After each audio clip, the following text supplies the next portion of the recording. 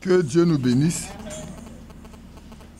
Le frère Innocent Aka, je remercie le Seigneur Jésus-Christ qui m'a relevé. Je remercie chaque frère et chaque sœur en Christ pour son soutien. Je remercie son serviteur, mon papa, pour son soutien. Que la gloire soit à notre Seigneur. Que Dieu nous bénisse tous. Amen. Le frère a été opéré d'appendicite. C'est vrai que la première fois qu'elle s'est rendue à l'hôpital, les gens semblaient parler d'une éclosion, une éclosion intestinale. Et puis, on devait l'opérer immédiatement. On a prié simplement, ne sachant pas ce que c'est. Les gens nous ont dit, bon, ben, on va te laisser. Quand on a fini de prier, ils l'ont gardé, mais après, ils l'ont laissé par là à la maison. On dit, on va le calmer d'abord. Puis le lendemain, il est reparti, je crois, s'il ne me trompe pas. Ils refont la radiologie. Les choses sont plus les mêmes choses. Et puis bon, ils l'ont laissé sous traitement. Et puis à un moment donné, on dit, bon, ok, on pense que c'est une appendicite. Il faut qu'on opère. Bon, on a prié. Que Dieu fasse sa volonté. Nous, on a demandé que, si c'est sa volonté, qu'il ne passe pas par là, sinon autrefois, autrement, que ça soit fait. C'est ce qui a été fait. C'est ce qui a été fait. C'est pas qu'est-ce qui se passe. C'est comme si j'avalais un chat quelque part, le matin maintenant. Donc il est rétabli. Ils l'ont opéré d'appendicite, ça va. Nous voici. Sinon, un temps, sa santé déclinait vraiment. Que Dieu soit loué. Je ne sais pas si le frère Mamadou est là ce matin. Mamadou et Dago. Regardez derrière. Est-ce qu'il y a un frère qui s'appelle Mamadou et Dago ce matin? Il est là. Ah, il n'est pas là. D'accord. Il n'est pas là. Il est là. Ah. Le frère, il a quitté Konefla hier. Il m'avait appelé pour dire qu'il voulait me voir pour des problèmes de la foi. Il est venu, on l'a reçu à le frère Yapi. On a parlé ensemble. Ah, il est là.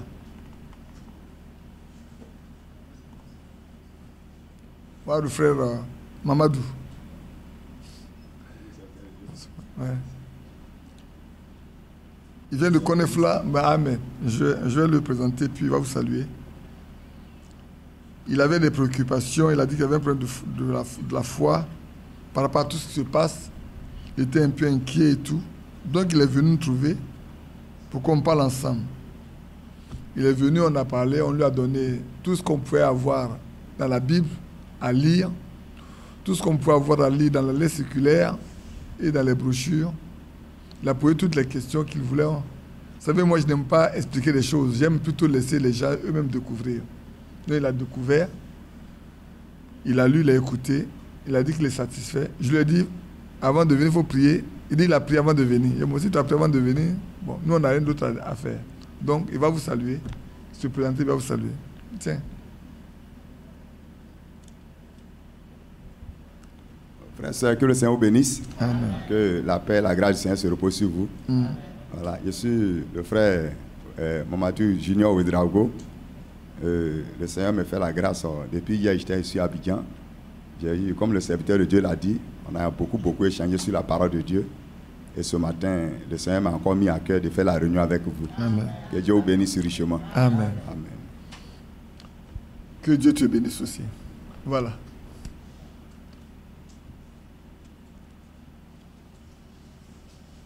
On a, Yapi et moi, loué son attitude. Qui connaît Konefla? Qui a entendu parler de Konefla? Ah ouais, beaucoup ont entendu parler. Konefla, en fait, le vrai village, c'est Karakro. Karakro, c'est le vrai village où étaient les frères André, le papa de Néhémie. Moi, j'ai connu ce village-là des années 79. Il y avait beaucoup de frères là-bas. Pour ceux qui connaissaient Jérémie Azani, c'est Jérémie Azani. Ceux qui connaissaient Jérémie Azani, c'est là qu'il a pris sa première femme, Sephora. Ça fait beaucoup de mouvements. C'est une jeune dame qui était très bien. Mais le mariage n'a pas été bien, c'est pas bien passé. Moi, je l'ai accompagné même là pour prendre sa femme. J'ai accompagné beaucoup de personnes pour aller prendre leur femme. Hein. C'est comme à m'aider pour aller doter sa femme. Je suis parti avec Ali Robert jusqu'à Guiglo. Prendre son papa jusqu'à Boisfleur ou à Zone là pour aller là-bas pour payer la dot avant de revenir. Il y a beaucoup de cas, on n'en parlera pas de tout. Donc, c'est là-bas qu'il a pris sa femme lui aussi. Et puis, bon, mais ça n'a pas été bien. Après, avant de prendre la deuxième femme qui était un peu handicapée, qu'il a maltraité aussi. Mais vous voyez, c'est pour ça qu'il faut être converti avant toute chose. J'écoutais un message de frère, il dit, il n'y a pas de conversion sans le Saint-Esprit. Il n'y a pas de conversion sans le Saint-Esprit. On a vu beaucoup de choses, beaucoup de frères, beaucoup de sœurs qui étaient très enthousiastes au début. On pouvait penser qu'on était tous dans le même bateau. Mais au fur et à mesure le temps passe, alors la nature de chacun se manifeste. La capacité à demeurer ferme se manifeste, ou la capacité à ne pas demeurer ferme également se voit. Et puis bon, le tri se fait au fur et à mesure. Donc prions que Dieu fasse grâce à chacun de nous. Quelqu'un dit, mais pourquoi on dit que quand on n'a pas le Saint-Esprit, on n'est pas converti, on n'a pas le Saint-Esprit? Regardez bien ce que le Seigneur a dit à l'apôtre Pierre. Qu'est-ce qu'il a dit à l'apôtre Pierre dans Jean?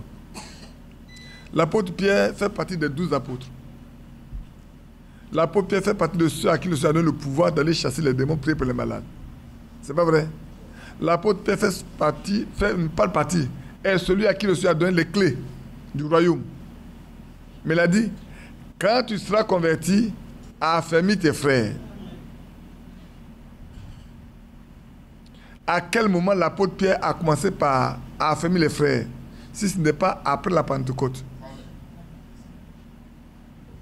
Ça peut être de là que l'apôtre Pierre est devenu tellement ferme qu'il peut même s'opposer aux pharisiens, aux sadducéens et aux hérédiens et aux souverains sacrificateurs et aux sanhédrins pour leur dire, vous-même réfléchissez. Est-ce que nous devons vous obéir à vous et désobéir à Dieu, ou bien obéir à Dieu pour vous désobéir? Nous, on cherche d'obéir à Dieu, on va vous désobéir. On était témoins de ce qui s'est passé. Vous avez été témoins, vous l'avez tué. Vous ne voulez pas qu'on en parle? Nous, on parlera en son nom. Frères, prions pour que nous soyons convertis. C'est important. C'est important. Être converti, c'est quelque chose de très important. En dehors de la conversion, vous savez, notre jeune frère Joël Yahiri, qui est à Toumoudi, en train de répandre cette lumière qu'il a reçue autour de lui. Ça fait quelque temps, il ne m'a pas appelé. Il a dit c'est parce qu'il n'a pas d'argent pour acheter des unités pour nous suivre. Quelqu'un lui a acheté des unités et donc il a pu profiter pour m'appeler. On a dû lui envoyer un peu d'argent pour qu'il achète des unités pour qu'il puisse suivre. Et c'est là qu'il a dit, je ne vais pas donner le nom de la ville où il est parti. Il est parti dans une ville et il a rencontré un frère du message qui lui a posé la question, tu es du message? Il dit oui. Et puis il dit, mais où tu vas à l'église? Il dit, moi j'écoute frère Badi. Il dit, mais tu ne sais pas que ces frères d'Abidjan l'ont livré au diable? Il dit, moi je ne sais pas si on l'a livré au diable. Hein. Moi j'étais catholique. Je ne connaissais pas le message. J'étais tellement désemparé, je ne savais pas que faire. Et en songe, Dieu m'a montré l'église d'Abidjan, Koweït. Et il m'a dit, va vers lui, il va t'instruire. C'est pas moi, hein. Il est encore là. Il dit, il va venir. Certainement que peut-être à la commencer des enfants là. Si on trouve un peu dans, il va venir. Là qu'il va venir, il va rendre son témoignage devant vous tous. Il va donner les détails. Quand ça va sortir de sa bouche, c'est pas moi qui aurais parlé. Il y a des choses qu'il m'a dit, il ne peut pas dire. Ça va sortir de lui-même. Et puis, il a commencé à chercher comment trouver mon numéro. Il s'est levé le matin. Il a commencé à chercher, il a trouvé le site d'Abidjan, Koweït. Il a fouillé jusqu'à, il est arrivé en 2014. En 2014, quand je parlais de l'histoire de l'église avec le frère Isaac, j'avais donné mon numéro. C'est là qu'il a pu récupérer mon numéro et qu'il m'a appelé. Il est resté en contact avec moi jusqu'à ce qu'on aille le baptiser. On est partis ensemble. Le jour où on est parti le baptiser. Depuis qu'on l'a baptisé, il n'a plus de paix avec qui que ce soit.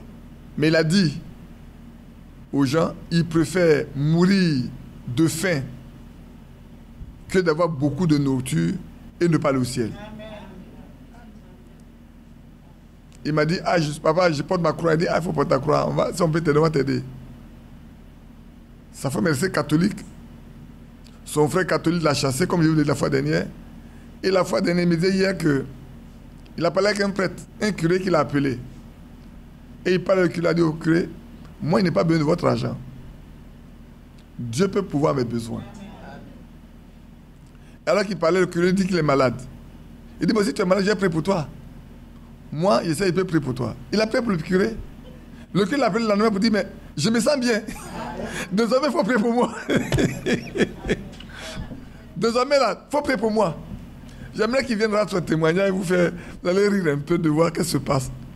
Donc, le frère qui a du message, qui lui a parlé, il lui a dit, frère, il dit, c'est le matin. Hein? Il dit, c'est le matin qu'on s'est rencontrés. Écoutez bien. Il dit, c'est le matin. Quand il a dit, moi je suis catholique, et Dieu m'a dit d'aller vers ce homme, il va me suivre. Il dit, Dieu t'a dit? Il dit, oui, Dieu m'a dit. Et depuis, j'ai pris mon baptême, je me sens tellement bien. Je suis sur la route pour aller au ciel. Il dit, frère et soeur, la personne qui était devant a transpiré sur le champ. Comme un catholique, comment Dieu veut parler à un catholique pour donner le nom de quelqu'un qu'on dit qu'il est maudit?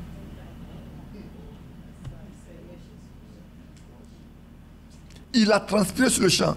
Il n'a pu ouvrir la bouche, qu'il s'est détourné et puis il est parti. S'il est un croyant, il va réfléchir 2 fois. Pour dire que... Oui.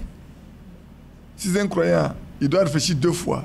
Rentrant chez lui, il doit réfléchir 2 fois. Pour dire, si Dieu se révèle à un catholique qui ne passait même pas un message, pour qu'il ait trouvé quelqu'un qu'on pense un maudit, pour que lui aujourd'hui là, il ne me parle de Dieu, ah, c'est grave. Et il a dit, il a rencontré aussi un pasteur à l'Assemblée de Dieu. C'est ça que le gars, tu me suis, il est le gars à l'Assemblée de Dieu, il nous suit. Hein. Il nous écoute. Le pasteur à l'Assemblée nous écoute. Il parle avec lui, et puis il lui a dit, tu écoutes Frère Badi? Il a dit, oui, j'écoute Frère Badi. Et il lui a dit, quelqu'un me dit dans mon cœur de te dire que tu écoutes Frère Badi parce que tu veux prêcher ce qu'il prêche là. Mais quand tu vas à l'église, tu n'arrives pas à prêcher, c'est pas vrai? Le gars dit, comment tu te dis, mais dans mon cœur, là, quelqu'un m'a dit de te dire ça. Il dit, mais c'est vrai. Il dit, je l'écoute, je vais prêcher comme lui ne veut pas. J'arrive à l'église, il ne veut pas faire. Frères, sœurs, quelques-uns des premiers sont des derniers, quelques-uns des derniers sont les premiers. Voilà quelqu'un qui vient de croire, il n'y a même pas encore 3 mois, qui vient de prendre son baptême, même pas 3 mois, et qui parle comme quelqu'un qui a un don réel de discernement et de sagesse. Il dit à ce pasteur-là, et puis alors ils ont de parler, il parle, la femme du pasteur arrive, elle est partie se tresser avec de longues mèches, et son enfant qui est au dos en train de tirer les mèches, tirer les mèches. Il dit à la femme, oh, faut pas me fatiguer là. Et puis, elle arrive au moment où lui, il parle à le mari de la femme, qui est le pasteur de l'Assemblée de Dieu. Vous allez voir comment le pasteur de l'Assemblée de Dieu va les qualifier, va se qualifier, il va qualifier votre frère, tout à l'heure. Et puis, pendant qu'ils arrivent sur les cheveux, ils vont lire dans 1 Corinthiens, je crois, c'est 1 Corinthiens 7, non? Il lit pour les cheveux, quand il finit net. La femme dit, en bon? Il dit, oui, mais c'est comme ça. C'est ce que la Bible dit. Quand elle arrive à la maison, c'est de faire des cheveux. Alors le mari dit, toi tu es chrétien, nous sommes des religieux. Oui. Il dit, nous sommes des religieux, toi tu es un chrétien. Il dit, mais abandonne ça pour venir. Il dit, mais si j'abandonne là, comment je vais vivre? Il dit, en bon, tu veux vivre pour... et puis aller en enfer. Mais continue. Moi là, j'ai tout perdu, je peux aller au ciel. J'ai tout perdu. Je peux aller au ciel que d'avoir beaucoup d'argent. Le prêtre me donne, tout le monde me donne l'argent. J'avais un projet, une femme à Bassam. Mais elle aussi, les catholiques l'ont appelé, vous dit, celui qui a quitté notre foi, il ne faut plus l'aider. Il dit, je préfère tout ça. Je me débrouille, je vis comme ça, mais je suis heureux parce que depuis qu'il a pris mon baptême, je me sens tellement bien. Il n'a pas de richesse, il n'a rien du tout, il se débrouille pour nous, sa famille, il va ici, il trouve un peu de travail, il ne sait pas beaucoup de gens, il trouve un peu de travail, il gagne de l'argent, il vient de nous, sa famille. Il va ici, il trouve un peu d'argent, il vient de nous, sa famille. C'est tout ce qu'il fait. Mais il répand autour de lui la lumière qu'il a reçue.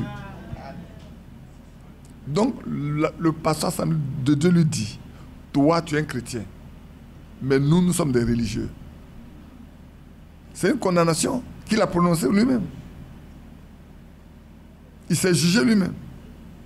Laisse la religion, viens adorer Dieu. Tu préfères avoir le pain et le petit poisson à manger ici.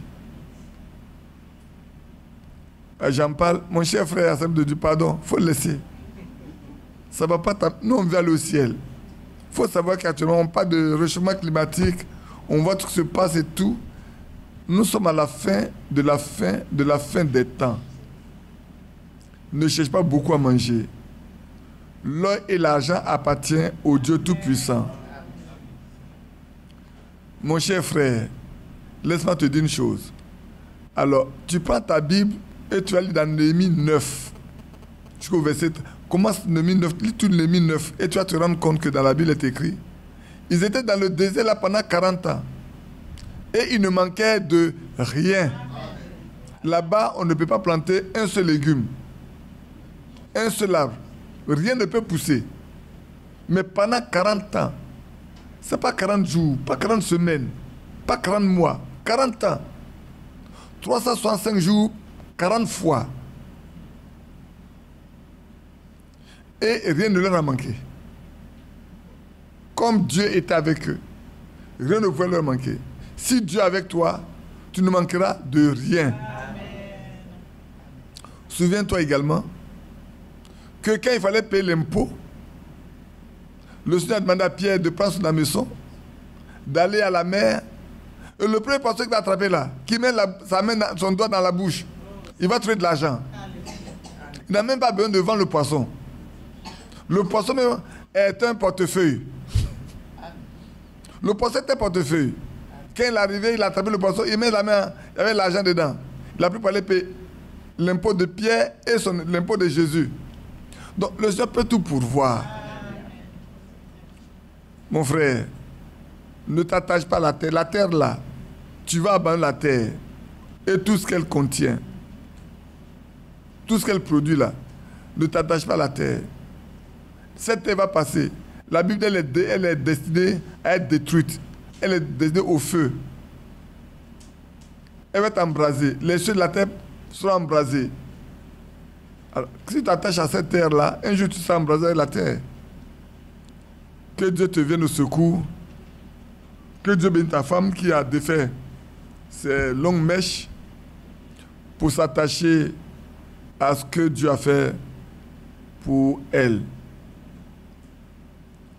Comme je lisais Frère Branham, il dit, mais beaucoup de femmes veulent aider Dieu. Au lieu de laisser dans ce que Dieu leur a donné, elles veulent aider Dieu. Comme si Dieu est incapable de leur donner ce qu'elles veulent. Si Dieu a trouvé bon de vous donner ce que vous avez, attachez-vous seulement à ça. Ne cherchez pas à ajouter quelque chose d'autre. Vous n'avez pas décidé de naître. Lui savait que vous allez naître. Est-ce qu'il vous était nécessaire pour vous cette terre? Est-ce qu'il vous a donné? Si vous voulez vous donner des cheveux très longs, il l'aurait fait. On a des sœurs. La fois dernière, on a regardé les cheveux de la fille de frère Adouya Lambert, Eunice. Les cheveux de Eunice tombent à sa taille. Quand elle se tresse là, ça tombe à sa taille. Elle-même, elle est fatiguée. Souvent, elle enroule, quand c'est gros dans sa tête. Ce que beaucoup vont s'asseoir là-bas pour chercher à payer. Elle, Dieu lui a donné gratuitement. Ce que beaucoup sont en train d'aller chercher dans les magasins, acheter des mèches, on ne sait pas d'où viennent ces mèches-là. Elle en a. Ça là, c'était quelqu'un d'autre, elle a fait du commerce avec. C'était un païen, elle a fait du commerce avec. Elle allait, puis elle coupe ça bien là, et puis elle attaque, et puis elle tisse, puis elle va vendre. Parce qu'elle-même, elle fait la coiffure. Elle fait la coiffure, ça, elle la vend.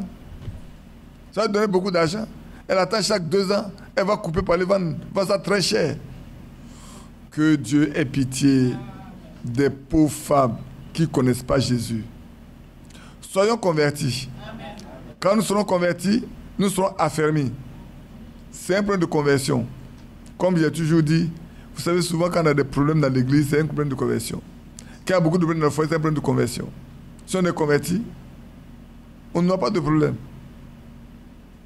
Parce qu'on a le même esprit. Que Dieu nous bénisse. J'espère qu'on va aller. Aujourd'hui, je vais faire un effort pour abandonner tout, pour qu'on termine à ces 3 thèmes sur lesquels on est depuis quelque temps, les 4 objectifs du message que Dieu nous a donné. Le premier, comme nous l'avons traité, c'est lequel même? Le premier, c'est quoi? Le premier objectif, c'était quoi? Hein? C'est appel à sortir. C'est l'appel à sortir. On est appelé par ce message à sortir. Hier, je lis encore Frère Branham qui disait que la nourriture a été emmagasinée et que cette nourriture, ce message-là, a pour objectif de nous ramener à la Bible, aux Écritures. Donc, elle nous appelle à sortir. Ensuite, il nous appelle à nous séparer. Nous séparer de tout ce qui n'est pas biblique, de toute fausse doctrine, de tout ce qui n'est pas en ordre avec la Bible. De sortir de tout péché, de toute incrédulité. De sortir de toute apostasie aujourd'hui. Il y a tellement d'apostasie dans nos églises. On en parlera certainement un peu ce matin. Et ce soir, je voulais que je consulte le Seigneur pour terminer tout ça. C'est encore long. Quand tu rends compte qu'il y a des choses à lire ici, à lire là, ça devient tellement long. Après qu'on soit sorti et qu'on se soit séparé, on doit se laisser préparer pour l'enlèvement. Porter des fins lins, qui sont les œuvres juives des saints.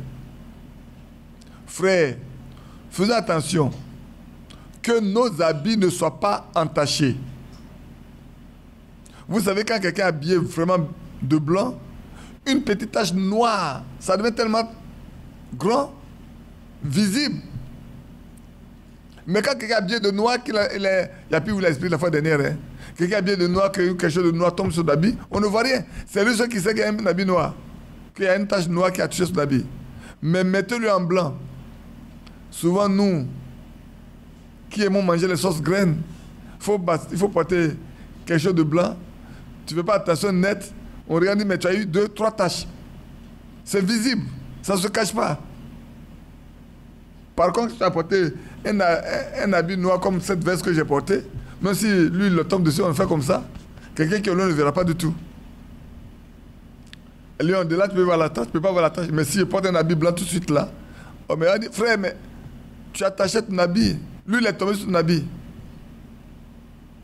Que Dieu aide chacun de nous, afin que nous parvenions tous à porter ce qui est blanc, pur, éclatant.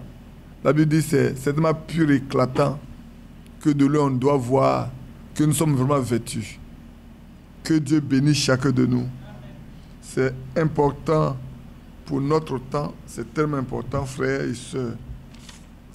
Et donc, après qu'on ait parlé de cette préparation, le Seigneur a décidé par ce message de restaurer tout ce qui est perdu. Tout. Et c'est dans ça que nous sommes actuellement. Nous sommes sur la restauration. Nous allons commencer à parler un peu de comment l'Église doit être restaurée. Et c'est vrai, dans les restaurations, on a parlé de la divinité, du souper, du Seigneur et tout. Parce que, comme j'aime dire aux frères, le souper du Seigneur, là, il était tellement mal enseigné par la religion que Dieu a voulu qu'il soit complètement restauré, comme l'apôtre Paul l'a pratiqué. On ne sait pas ce qui se passe le dimanche matin. On va prier un peu pour ça. Parce que ça devient souvent... On peut rester toute une semaine sans avoir ça. Et puis, le dimanche matin, ça se déclenche. Je ne sais pas si c'est passé tout le monde à la maison, utilisant leur climatiseur et tout. Bien-aimé Père Céleste, nous avons besoin de l'électricité pour des connexions que nous avons. Des frères sont en ligne, des soeurs sont en ligne. Ils ont besoin d'écouter. Accorde de l'électricité. Et nous qui sommes ici également, là fait chaud, permet que les climatiseurs, les ventilateurs puissent fonctionner afin qu'ils soient rafraîchis. C'est vrai, il fait plus chaud en enfer, mais aussi nous sommes ici, nous sommes encore soumis aux températures ici-bas, donc d'avoir un bon temps pour être bien disposé à écouter ta parole. Interviens et rends complètement stable l'énergie électrique au nom de Jésus-Christ. Amen. Amen. Donc, on a parlé de souper. Et j'aime dire toujours que, frère, si le souper a été restauré, comme frère Franck aime dire que frère Branham a prêché de façon scripturaire, les principales doctrines fondamentales qui sont dans la Bible, y compris qui contient le souper, on ne peut qu'appliquer ce que celui qui a enseigné de façon scripturaire là, on ne peut qu'appliquer ce que lui-même a pratiqué. Et ça, c'est vrai. Donc, ce n'est pas la peine qu'on reste là à discuter et à discuter. Pour rien du tout. Et puis, essayons de ne pas fatiguer nos frères dans ce que se passe. Donc, nous étions en parlant de l'Église, on a parlé des ministères. On devait parler également des anciens. Parce que dans une église, il faut que, aussi longtemps que cela est possible, comme l'apôtre Paul faut le dire, il faut qu'il y ait des anciens qui soient établis. C'est pour ça que quand le Seigneur a envoyé l'apôtre Paul et Barnabas, partout où ils sont passés, ils ont établi les anciens pour conduire les églises. Malheureusement aujourd'hui, quoi que nous disions que nous sommes retournés au commencement, on se rend compte très clairement que on fait des choses qui n'ont rien à voir avec ce qui a été fait par l'apôtre Paul. Et c'est vrai. C'est pour ça que on va lire dans Acte 14, mais avant on va prier encore un peu. Seigneur notre Père, nous voici réunis pour nous laisser conduire dans ta parole. En tant qu'homme, je peux bien feuilleter toutes les pages de cette Bible. En tant que quelqu'un qui a été à l'école, je peux même lire ce qui est dedans. Mais Seigneur, la compréhension ne peut venir que de toi seul. Nous savons que si on pouvait comprendre ta parole, les pharisiens n'auraient pas fait d'erreur. Les sadduciens n'auraient pas de doctrine différente. Même les docteurs de la loi ne se seraient pas trompés. Ou t'accuser, et même t'appeler Belzébul. Mais c'est parce que c'est avec l'esprit qu'on en juge. Et Paul nous l'a dit dans 1 Corinthiens 2, que la parole de Dieu est spirituelle. Et c'est avec l'esprit seul. L'homme charnel ne peut pas comprendre. Aussi, nous avons besoin ce matin que ton esprit vienne pour chacun de nous, pour nous oindre, pour ouvrir notre intelligence, pour ouvrir notre cœur, que nous puissions comprendre ce que tu as à nous dire. De toute façon, nous avons vu dans Luc 24, quand tu es ressuscité, que tu as dû ouvrir l'esprit de tes disciples pour qu'ils comprennent les Écritures. Ouvre-nous aussi, Seigneur, l'intelligence, la pensée, la sagesse, accorde-nous, que nous comprenions ce que tu veux nous dire aujourd'hui, afin qu'au sortir de là, nous grandissions sur la base de ce que tu nous as donné. Bénis nos frères qui sont en ligne. Bénis ceux qui écouteront plus tard, comme ton fils l'a déjà demandé. Et sanctifie-nous par ta parole, car c'est elle qui a la vérité. Au nom de Jésus que nous te prions. Amen. Donc, si on va dans Actes chapitre 14,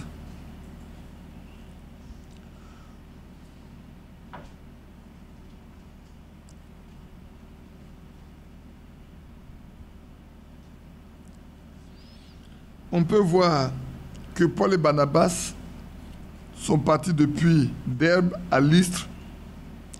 Ils ont prié, ils ont prêché, il y a eu quelqu'un qui a guéri tout ça. Et puis, en passant dans les villes, ils ont établi les anciens dans les églises. Je lis le verset 19. Alors survint Antioche et d'Icône des Juifs qui gagnaient la foule et qui, après avoir lapidé Paul, le traînaient hors de la ville, pensant qu'il était mort. Mais les disciples l'ayant entouré, il se leva et entra dans la ville. Le lendemain, il partit pour Derbe avec Barnabas. Quand ils eurent évangélisé cette ville et fait un certain nombre de disciples, ils retenaient à Lystre, à Icône et à Antioche, fortifiant l'esprit des disciples, les exhortant à persévérer dans la foi et disant que c'est par beaucoup de tribulations qu'il nous faut entrer dans le royaume de Dieu. Ils désignaient des anciens dans chaque église et après avoir prié et jeûné, ils les recommandèrent au Seigneur en qui ils avaient cru. Amen. Vous voyez, hier je lisais se ranger aux côtés de Christ, aux côtés de Jésus. Et le frère Branham disait, tu vois, vous voyez, si aujourd'hui, lui il est parti en Inde, près de 30 000 personnes, non plus de 500 000 quoi, personnes qui ont cru. Toutes les dénominations, les religieux qui étaient là-bas ne coopéraient pas avec lui. Et au sorti, il n'avait personne à qui confier. Ces personnes qui ont donné leur cœur au Seigneur. Au vu des guérisons qui ont eu lieu, beaucoup ont cru. Quand il est parti, qu'est-ce qu'ils sont devenus? Ils sont retournés à leur foi d'hindouistes, de jains et de tout ce qu'ils croyaient avant. Parce qu'il n'y a personne pour prendre soin d'eux. Et c'est pour ça que l'apôtre Paul et Barnabas étaient envoyés comme des apôtres. Après avoir parlé pendant des mois à ces personnes, qu'ils ont vu que les gens ont cru, sont restés là jusqu'à ce qu'ils établissent des hommes capables de prendre soin de l'église qu'ils ont laissée. Et quand vous continuez de lire dans les épîtres, vous allez vous rendre compte qu'à chaque fois, Paul envoie soit Épaphras, soit Timothée, soit telle personne, pour aller s'enquérir de la foi des personnes qu'ils ont laissées. Pour ne pas qu'ils aient eu à travailler en vain. Parce que là, tous des gens qui vont passer par derrière pour enseigner des choses qui ne sont pas correctes.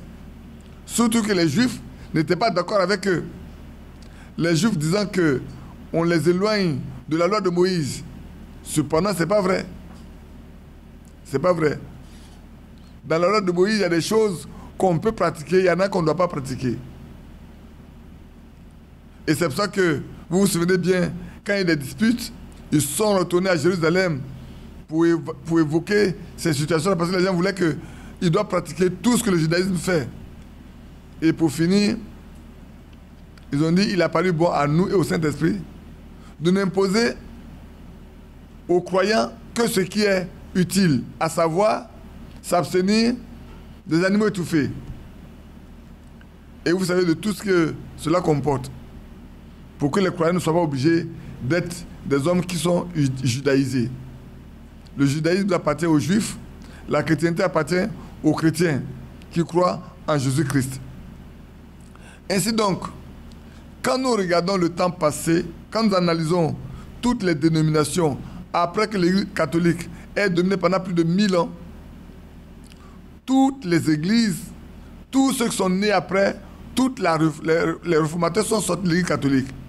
C'est des moines, c'est des prêtres qui sont sortis de là. Et qui avaient gardé totalement les mêmes pratiques, à part quelques doctrines qu'ils ont laissées, telles que l'adoration de Marie, qu'ils ont laissées, ou la prière des saints qu'ils ont laissées, mais les doctrines fondamentales sont restées. C'est pour ça que QN dit que le péché de l'église protestante, c'est qu'on est passé de l'église de prêtres à l'église de pasteurs. C'est pour ça qu'avant, quand vous allez dans toutes les églises là, on n'a que des pasteurs, des pasteurs, des pasteurs, et des pastoresses aujourd'hui. Aujourd'hui, on n'a plus des bishops. On a des prophètes, on a des bishops. Mais le mot bishop, c'est un mot anglais qui veut dire seulement évêque. Qui veut dire seulement évêque. C'est pour ça que quand vous lisez dans les Actes, permettons, on va regarder à Éphèse, si je ne me trompe pas, on va regarder à Éphèse et à Philippe pour voir à qui Paul écrivait.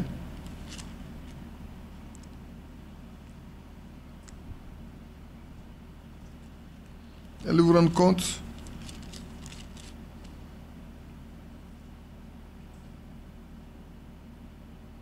Je suis en train de chercher par où il a écrit aux évêques. C'est que l'apôtre Paul a écrit. Il a écrit beaucoup, il a écrit aux évêques.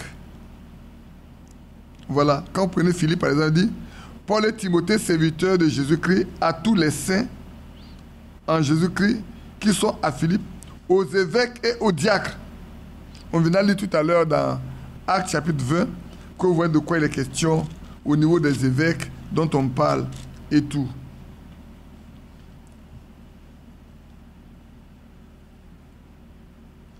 Donc quand on repart maintenant dans Actes chapitre 20, on va se rendre compte de ce que c'est, avant que je vienne lire quelques éléments avec vous dans les brochures et les lettres circulaires de Frère Franck. Je lis plus dans les lettres circulaires. J'ai laissé carrément les brochures. Vous pouvez lire beaucoup de choses, ça prenait beaucoup de temps. Quand on prend dans Actes chapitre 20, je me contenterai de lire simplement là où l'apôtre Paul a donné des instructions à ses anciens. Au verset 17, dit, cependant, de Milet, Paul envoya chercher à Éphèse les anciens de l'Église. C'est eux qu'il est parti chercher. Il a envoyé chercher les anciens de l'Église. Il n'a pas envoyé chercher des docteurs, des évangélistes, des pasteurs, ni des prophètes, ni des apôtres. Mais il a envoyé chercher les anciens qui ont été établis au sein de l'Église. Et voilà l'instruction que l'apôtre Paul leur donne. Après, verset 27 dit, car je vous ai annoncé tout le conseil de Dieu, sans en rien cacher. Prenez donc garde à vous-même et à tout le troupeau sur lequel le Saint-Esprit vous a établi, évêque. Le mot évêque veut dire surveillant. Pour paître l'église du Dieu vivant qui s'est acquise par son propre sang. Je sais qu'il s'introduira parmi vous, après mon départ, des loups cruels qui n'épargneront pas le troupeau, et qui s'élèveront du milieu de vous des hommes qui enseigneront des choses pernicieuses pour entraîner les disciples après eux. Donc, les anciens sont également des évêques, sont des surveillants.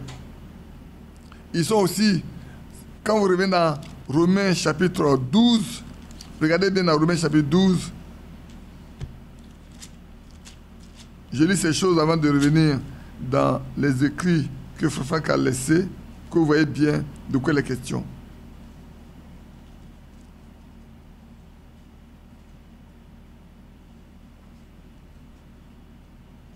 Alors je lis après le verset 6. Puisque nous avons des dons différents, selon la grâce qui nous a été accordée, que celui qui a le don de prophétie l'exerce en proportion de la foi. Que celui qui est appelé au ministère s'attache à son ministère. Que celui qui enseigne s'attache à son enseignement. Et celui qui exhorte à l'exhortation. Que celui qui donne le fasse avec libéralité. Que celui qui préside le fasse avec zèle. Que celui qui pratique la miséricorde le fasse avec joie. Là également, on a le mot présider, dont il y a quelqu'un qui préside, qui est président, c'est un évêque, c'est un surveillant. Il fait partie des anciens de l'Église. Comme il a toujours dit aux frères, il dit, frère, vous savez, si au niveau des animaux, il y a toujours quelqu'un qui conduit, au niveau des hommes, et ce n'est pas dans l'Église du Dieu vivant que tu ne vas pas chercher quelqu'un, même au milieu des anciens, c'est quelqu'un qui a la prééminence sur les autres. Mais il ne les commande pas. Il n'est pas leur patron.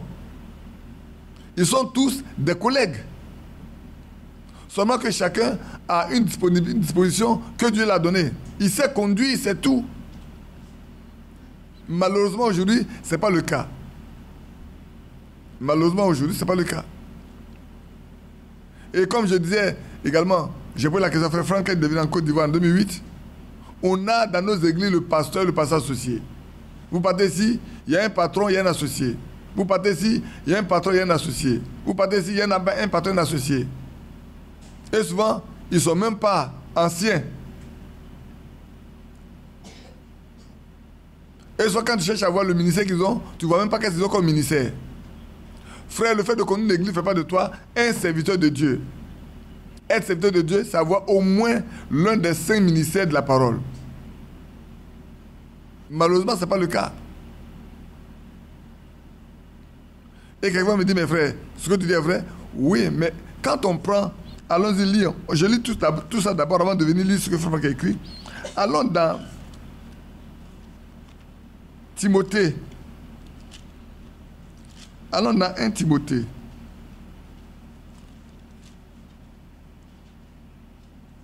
« 1 Timothée 3. Et ce matin, je suis venu avec 2 traductions. Je suis venu avec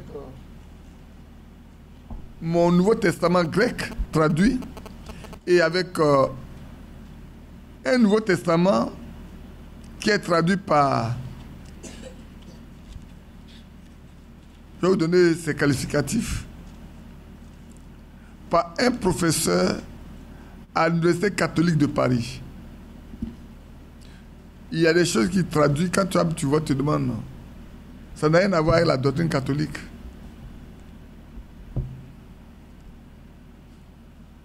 Alors dans 1 Timothée 3, il dit, cette parole est certaine, si quelqu'un aspire à l'achat d'évêque, qui est de surveillant, ayant dit à l'achat d'ancien, moi dans mes références à côté dit, ou les surveillants, ou appelés aussi anciens, sont les anciens, ils désirent une œuvre excellente. Il faut donc que l'évêque soit irréprochable, mais d'une seule femme, sobre, modéré, réglé dans sa conduite, hospitalier, propre à l'enseignement. C'est là que je voulais en venir. L'ancien doit être propre à enseigner. Si quelqu'un n'est pas propre à enseigner, il ne peut pas être un ancien. Un ancien doit être propre à enseigner. Ça fait partie des qualificatifs. Et ça, c'est important.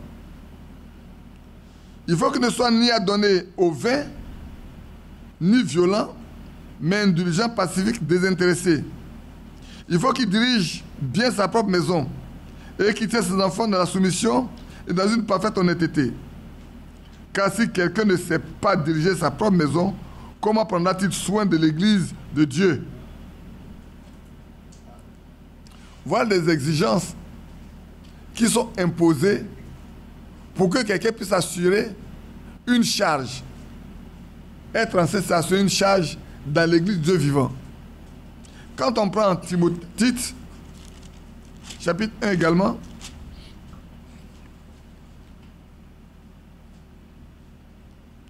je lis le verset 4. À Tite, mon enfant légitime, à notre commune foi, que la grâce et la paix te soient données de la part de Dieu, le Père, et de Jésus-Christ, notre Sauveur.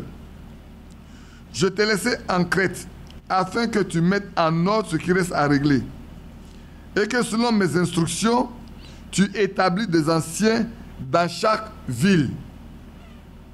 S'il s'y trouve quelque homme irréprochable, mari d'une seule femme, ayant des enfants fidèles, qui ne soient ni accusés de débauche, ni rebelles, car il faut que l'évêque soit irréprochable comme un économe de Dieu, qui soit ni arrogant, ni colérique, ni adonné au vin, ni violent, ni porté à un gain honteux, mais qui soit hospitalier, ami des gens de bien, modéré, juste, saint, tempérant, attaché à la vraie parole telle qu'elle a été enseignée, afin d'être capable d'exhorter selon la sainte doctrine et de réfuter les contradicteurs.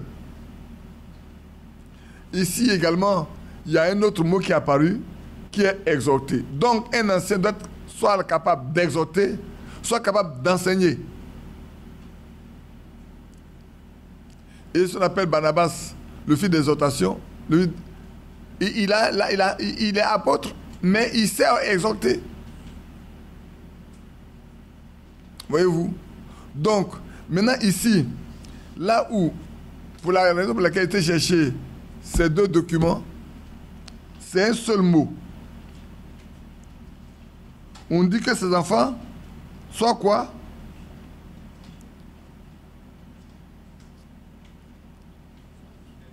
Que ces enfants soient fidèles. Vous savez, j'ai lu beaucoup de choses là-dessus. Le thème fidèle. Une fois on a discuté de ça, vous allez rire un peu. Il y en a qui disent c'est des croyants, nous on dit c'est des croyants. Il y en a qui disent non, non, ce n'est pas des croyants. C'est des enfants qui sont fidèles à leurs parents, qui sont tranquilles, qu'on ne peut pas et tout. Et moi j'ai continué de chercher, j'ai lu beaucoup de choses où on fait des reproches à des gens qui ont été nommés anciens, leurs enfants étaient à bas âge, et puis plus tard, les enfants grandissent, font n'importe quoi. Alors on se demande si ces hommes-là doivent rester anciens ou doivent démissionner de leur charge d'anciens. Ça pose des problèmes. Alors on dit, ben, on va mettre le comportement des enfants à la charge de leur père. Parce que là on devient méchant envers l'homme. et tout. Et c'est ce qui m'a poussé, moi, à continuer de chercher. Alors, j'étais chercher dans mon dictionnaire. J'ai un dictionnaire qui fait l'histoire et les origines des mots.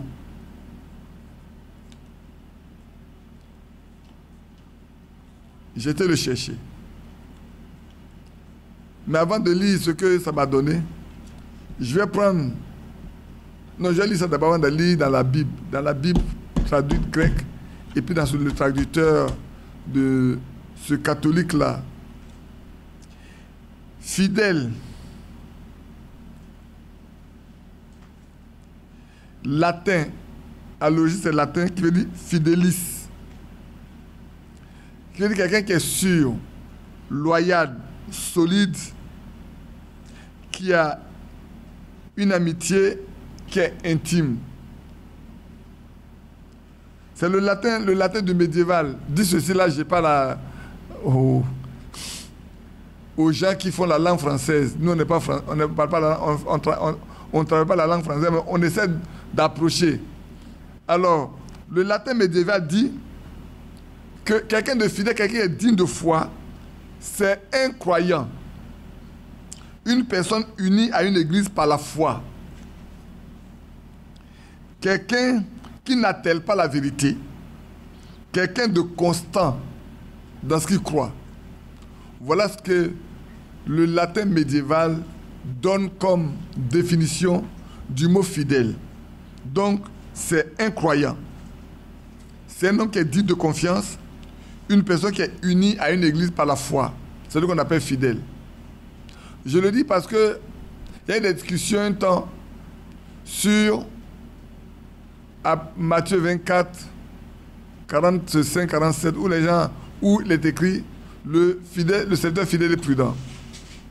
Et quand on va dans Romains, dans Corinthiens, on dit ce qu'on veut d'un serviteur, qu'il soit fidèle.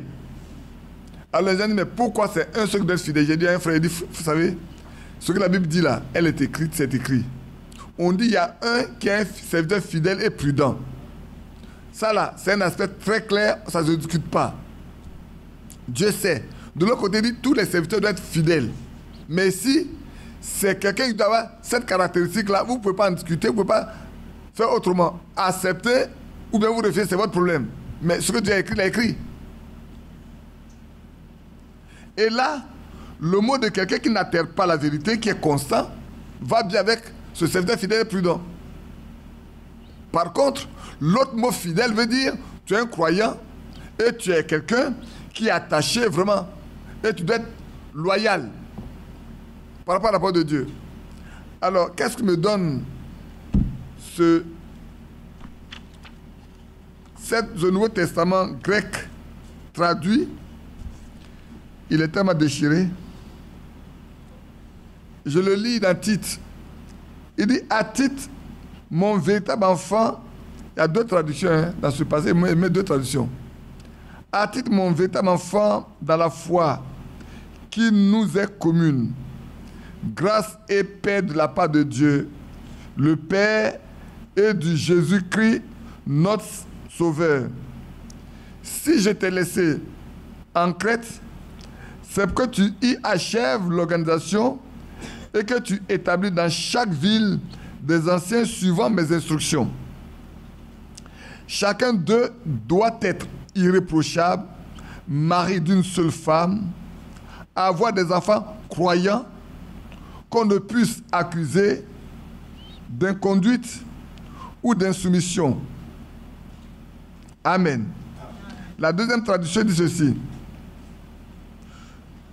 Je t'ai laissé en Crète afin que tu achèves d'organiser ce qui doit être encore et que tu établisses des anciens d'église dans chaque ville. Rappelle-toi les instructions que je t'ai données. Un ancien doit être irréprochable et mari d'une seule femme. Il faut que ses enfants soient croyants et qu'on n'ait pas à les accuser de mauvaise conduite ou de désobéissance. Pourquoi il y ajoute? Parce que effectivement, il y a des enfants qui peuvent prendre leur baptême, ils s'engagent à marcher avec le Seigneur, mais ils sont désobéissants ils ont des mauvaises conduites. Ça arrive. C'est pour ça que je dis toujours, frère, que le fait qu'un enfant ait pris son baptême ne dit pas forcément qu'il est converti. On est converti quand on a le Saint-Esprit. Sans le Saint-Esprit, on n'est pas encore converti. Que cela soit clair. Et la même chose, comme il faut 2 personnes pour que ce soit la vérité, voilà ce que ce prêtre, qui est un docteur, professeur à l'Institut catholique de Paris, a écrit. Si je t'ai laissé en Crète, ce qui va d'accord complètement bien avec ce qu'on vient de lire dans la traduction grecque, c'est que tu achèves de tout organiser et que tu établisses dans chaque ville des anciens suivant mes instructions. Chacun d'eux doit être irréprochable, n'avoir été marié, ici écoutez bien, n'avoir été marié qu'une seule fois,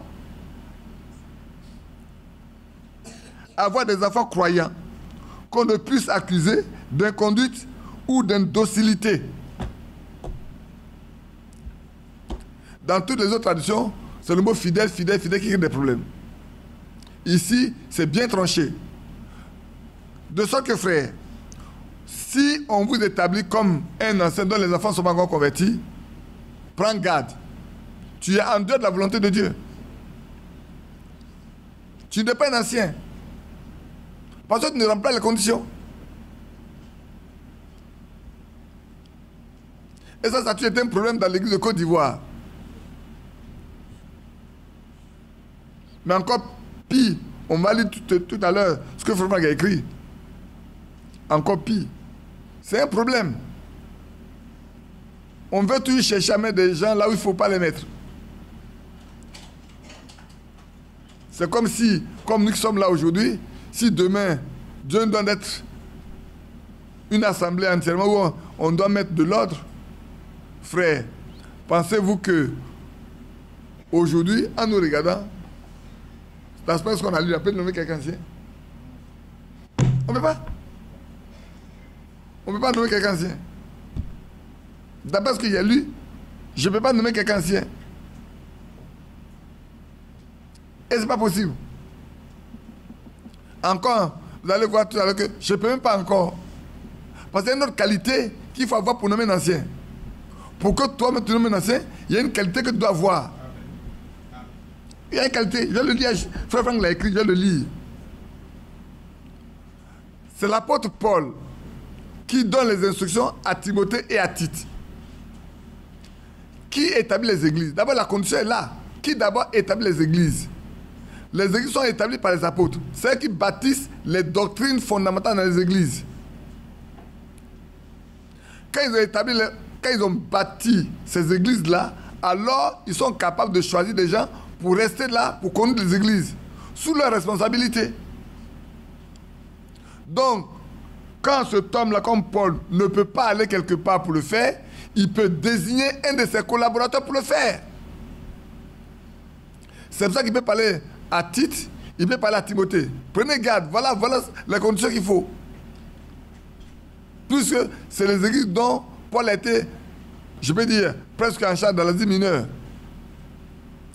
Alors, pour ne pas vous lasser, on va lire un peu ce que Frère Franck a écrit dans 2 éléments bien différents. Je prends d'abord la lettre circulaire de septembre 72. Notez ça, hein, pour ceux qui voudront lire. C'est la lettre circulaire de septembre 72 dans laquelle j'ai toujours puisé les éléments concernant les anciens. Et ici, Frère Franck dit, dans la vraie Église, en tant que corps de Christ, cela ne concerne que la vraie Église en tant que corps de Christ. Cela ne concerne pas toutes les Églises. Ce que quelqu'un veut, il peut faire ce qu'il veut. Mais s'il pense que son assemblée fait partie de l'Église en tant que corps de Christ, il doit faire attention. Dans cette Église-là, c'est Dieu qui établit les anciens. Et ils sont incontestables. Aujourd'hui, si dans une église, on peut contester quelqu'un parce qu'une qualité n'est pas, ça, c'est pas Dieu. Dieu ne peut pas se tromper. Il ne peut pas faire écrire quelque chose et puis accepter qu'on fasse quelque chose et qu'il soit d'accord avec ça. Alors, voilà ce que le frère Franck a écrit. Au niveau des anciens, voilà ce qu'il a écrit. Il dit dans l'église du Seigneur, pas dans n'importe quelle église, dans l'église du... J'insiste là-dessus. Une église qui appartient au Seigneur, les anciens ne sont pas établis par une élection à majorité. Dans une église qui est du Seigneur, qui appartient au Seigneur, les anciens ne sont jamais établis par une élection à majorité. C'est-à-dire, on fait un vote et puis ceux qui sont les plus nombreux ont gagné. Ça n'existe pas. Mais bien par les apôtres ou les serviteurs de Dieu désignés par eux. Donc, il faut être un apôtre pour établir un ancien. Sinon, il faut qu'un apôtre te choisisse en tant que son compagnon pour que tu ailles en son nom établir les anciens. La Côte d'Ivoire n'a pas d'apôtre. En Côte d'Ivoire, il n'y a pas un. Appelle-moi frère Lambert, frère Isaïe, que quelqu'un me dit, lui l'apôtre. Moi, je n'ai pas encore vu. C'est vrai qu'il vient m'appeler frère Lambert mon apôtre. Eux tous, ils ont été consacrés anciens en 79 par frère Favre à Kayanzi. C'est ce qu'on a contesté. En 2006, c'est ce que j'ai contesté en 2006. Pourquoi? Pourquoi je l'ai contesté? Parce que les anciens doivent être établis par un apôtre. Frère Favre n'est pas venu comme apôtre. Ce n'est pas lui qui a fondé les églises en Côte d'Ivoire. C'est frère Balé qui a passé le temps. Frère Balé n'a jamais fait. Et puis, les apôtres sont établis dans une église locale, devant l'église qui doit conduire. Oh, on a tous été là à Kanyanzé, on était tous là, puis on les a établis tous. Donc ça n'a pas de sens. C'est vrai qu'il est contesté en 2006. Ça fait beaucoup de bruit, mais je pense que ça a porté du fruit.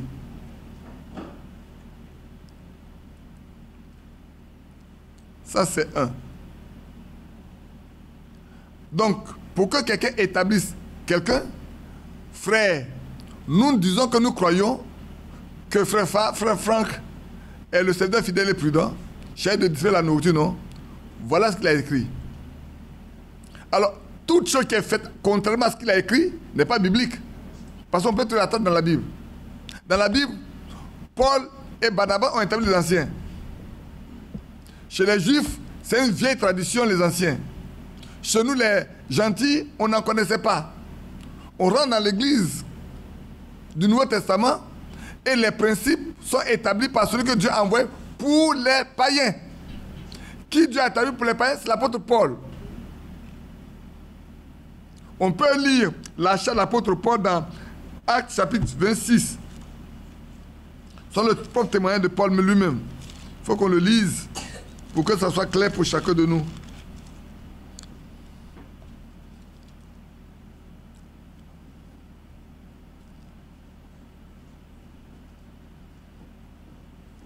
Paul devant Agrippa, se défendant. J'ai lu après le verset 10, il dit, c'est ce que j'ai fait à Jérusalem, j'ai jeté en prison plusieurs des saints. Au cas où l'apôtre Paul parle comme ça me plaît maintenant. Il dit, j'ai jeté en prison plusieurs des saints. Il les reconnaît comme ceux qu'il a mis en prison là. Il reconnaît qu'ils sont des saints. Avant, il les prenait pour qui? Pour les hérétiques. Pour les gens qui étaient contraires à la loi de Moïse. Aux traditions des anciens. J'étais contraire à ça, donc c'est des hérétiques. Ils ont suivi quelqu'un qui était qualifié de Belzébul, qui ne respecte pas le sabbat, qui, d'après eux, ne suivait pas la loi de Moïse. Pourtant, quand les lépreux sont guéris, il leur dit, allez-y et faites l'offrande là, pour que les gens se rendent compte de ce que Moïse a prescrit. Pourquoi vous accomplissez ce que Moïse a prescrit? Mais tout ça, ce n'est pas le problème. Il n'est pas sorti du milieu d'eux. Il fallait détruire sa notoriété, son influence. Il fallait le chasser pour montrer que les gens ne doivent pas le suivre. Et même quand il est mort, il est parti, on continue de le faire. Et c'est pour ça que l'apôtre Paul a eu la charge d'aller mettre les gens en prison frappés. Vous savez que lui l'a dit, qu'il était meurtrier. En donnant son accord, en gardant l'habit de ceux qui tuaient, lapidaient Étienne. Et c'est pour ça qu'il dit, c'est ce que j'ai fait à Jérusalem. J'ai jeté en prison plusieurs des saints, ayant reçu ce pouvoir des principaux sacrificateurs. Et quand on me les mettait, on les mettait à mort, je joignis mon suffrage à celui des autres.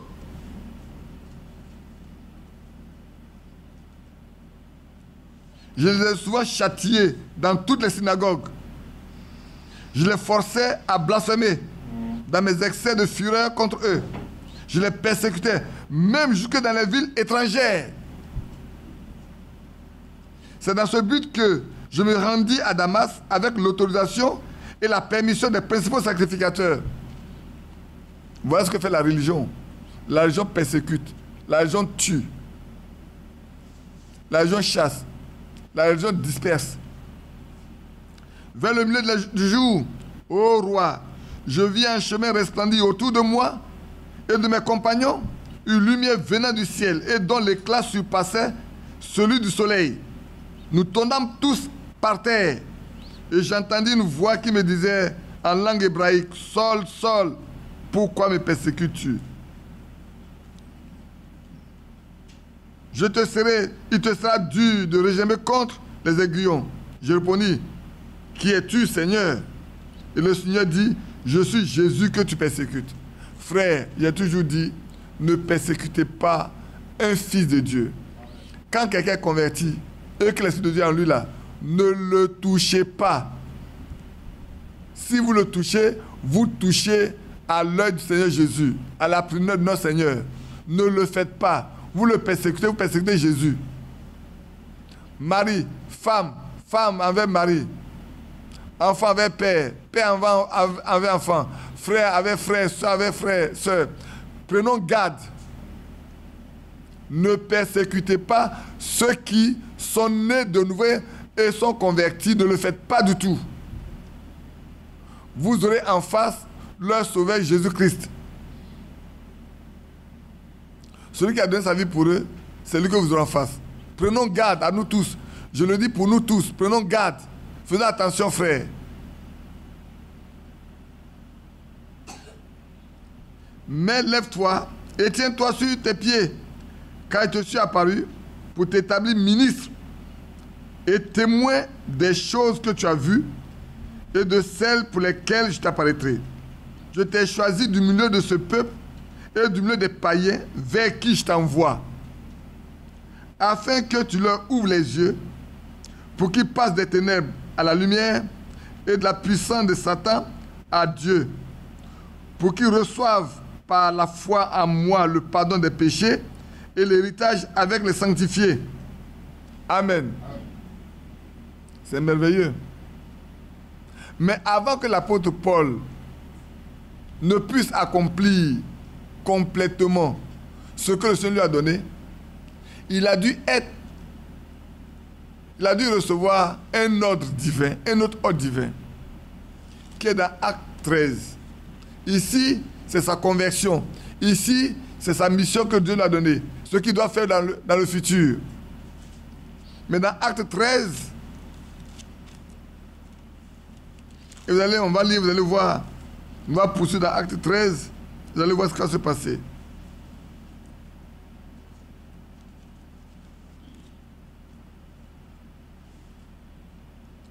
Il est au verset 13, au verset 1. Il avait dans l'église d'Antioche des prophètes et des docteurs. Dans cette église, il n'y a que des prophètes et des docteurs. Hein. On n'a pas d'anciens. Barnabas, Simeon appelé Niger, Lucius de Cyrène, Manaën qui avait été élevé avec Hérode de Tétraque et Saul, pendant qu'ils servaient le Seigneur dans leur ministère et qu'ils jeûnaient, le Saint-Esprit dit, mettez-moi à part Barnabas et Saul pour l'œuvre à laquelle je les ai appelés. Amen. Et puis, si on poursuit, dans toujours Acte 13, alors verset 14, 44 plutôt, verset 44. Au verset 44, le sabbat suivant, presque toute la ville se rassembla pour entendre la parole de Dieu. Les Juifs, voyant que la foule fut remplie, les Juifs, voyant la foule, furent remplis de jalousie. Ils s'opposaient à ce que disait Paul, en le contredisant et en l'injuriant. Oh là là, c'est bon d'être religieux. Hein? C'est pas le caractère de la religion, des religieux. Aujourd'hui encore, c'est comme ça que les religieux se conduisent. À notre époque, c'est comme ça que les religieux se conduisent. Un religieux ne fera jamais rien de contre à ça. Mais un chrétien ne fera pas ça.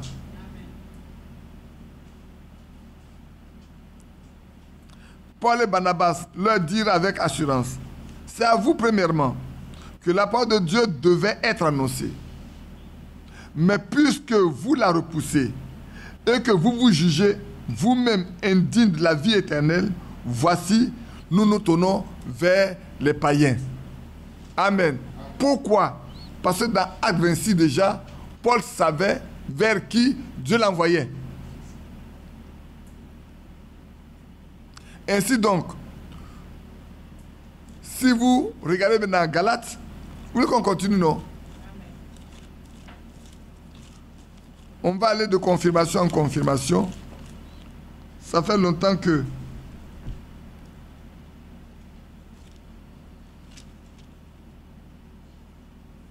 quand vous prenez Galates chapitre 2,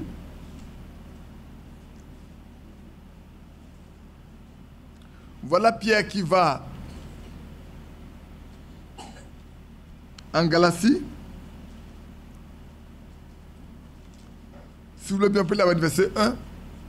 Et puis après, on va sauter pour ne pas vous perdre beaucoup de temps.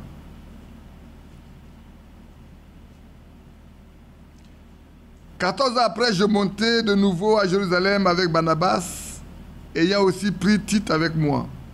Et ce fut d'après une révélation que j'y montais. Je leur ai exposé l'évangile que je prêche parmi les païens. Je l'ai exposé en particulier à ceux qui sont les plus considérés, afin de ne pas courir ou avoir couru en vain. » N'est-ce pas?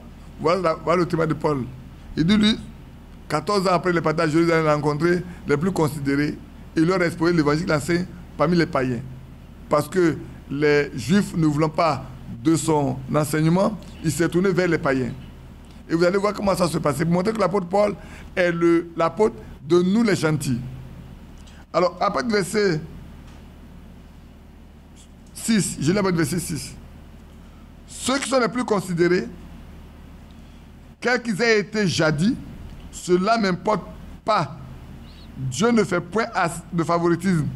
Ceux qui sont les plus considérés ne m'imposaient rien. Au contraire, voyant que l'évangile m'a été confié pour les incirconcis, comme à Pierre pour les circoncis. Amen. Donc les choses sont très claires. Pierre a reçu son mandat pour les circoncis, pour les Juifs, pour les Samaritains. Mais pour les païens, pour les nations, pour les gentils comme nous, c'est Paul. Au contraire, voyant que l'évangile m'a été confié pour les incirconcis, comme à Pierre pour les circoncis, car celui qui avait fait de Pierre l'apôtre des circoncis a aussi fait de moi l'apôtre des païens. C'est merveilleux. Hein? Et ayant reconnu la grâce qui m'a été accordée, Jacques, Céphas et Jean, qui sont regardés comme des colonnes, me donnèrent à moi et à Barnabas la main d'association afin que nous allions, nous, vers les païens et eux vers les circoncis. Amen. Amen.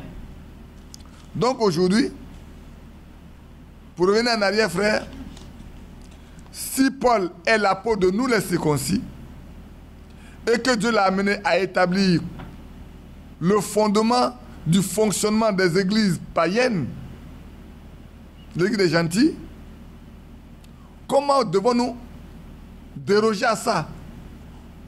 Et surtout que le message nous dit, dans le message, le messager dit, j'ai prêché comme l'apôtre Paul. Et qui nous dit que le message doit nous retourner à la parole comme autant des apôtres. Comment devons-nous faire le contraire de ce qui a été donné à cet homme? C'est pour ça que frère Franck reprend en nous disant que personne n'a le droit d'établir les ancêtres si ce n'est les apôtres, Et ceux que les apôtres désignent, comme ils disent en Côte d'Ivoire qui est apôtre, pour aller établir les anciens. On va dire que je suis allé chercher par là, dans l'église de Côte d'Ivoire.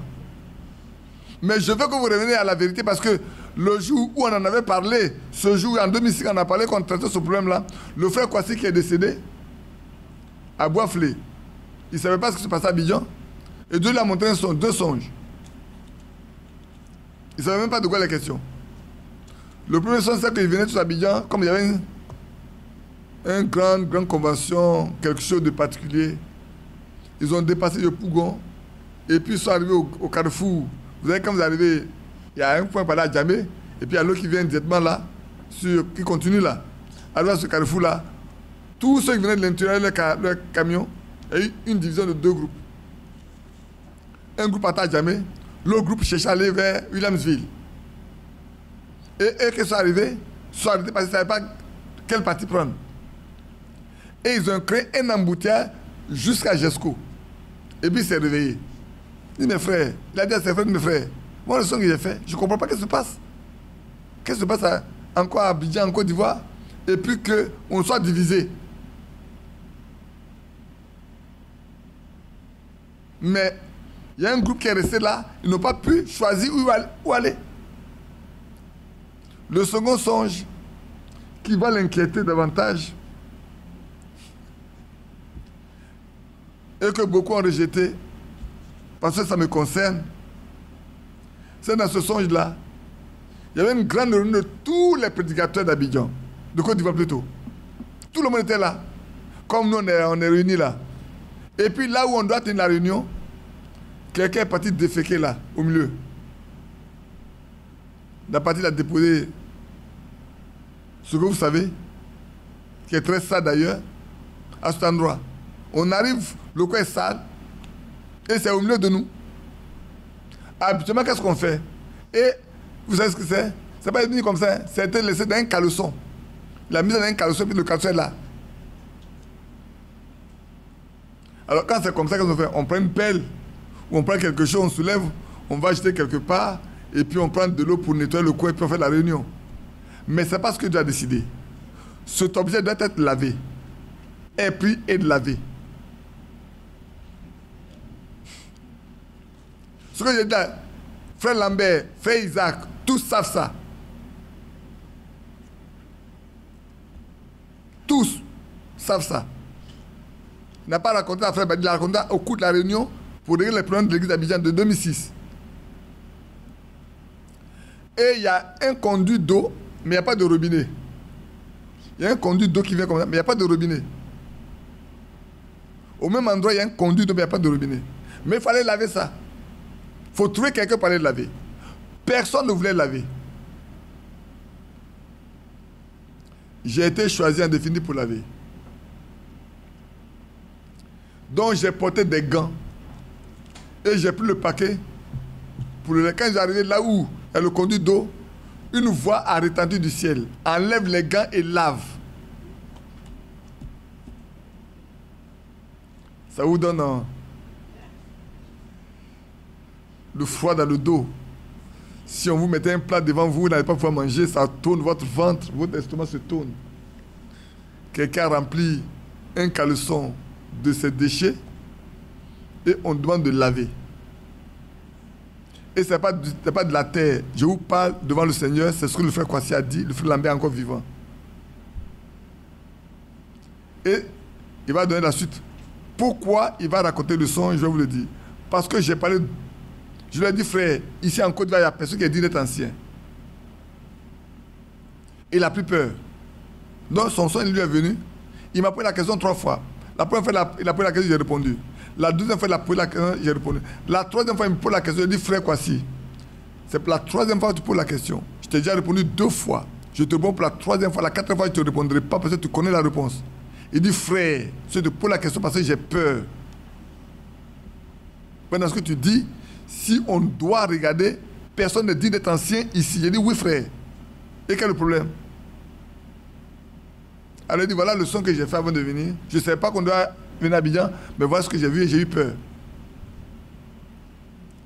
On était tous réunis. et le lieu là, quelqu'un a déféqué dans un caleçon, et voilà comment ça s'est passé, on devait faire laver. Et c'est toi qui as été porté pour aller laver, et tu as pris des gants, tu as mis des gants, arrivé là où il y a l'eau, où il devait avoir de l'eau, une voix retentit du ciel. Enlève les gants et lave. C'est quand tu as enlevé les gants, tu as pris le paquet, que l'eau a commencé à venir d'elle-même. Tu as lavé le caleçon là jusqu'à ce que ça devienne propre. Vous allez dans de tels cas-là, vous allez te salir. Ça va te salir. C'est normal que ça te salisse.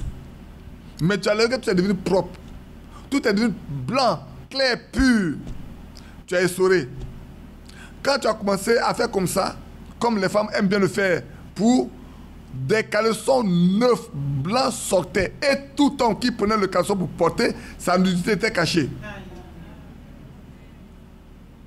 Ceux qui prenaient le caleçon qui ne portaient pas, ils étaient nus.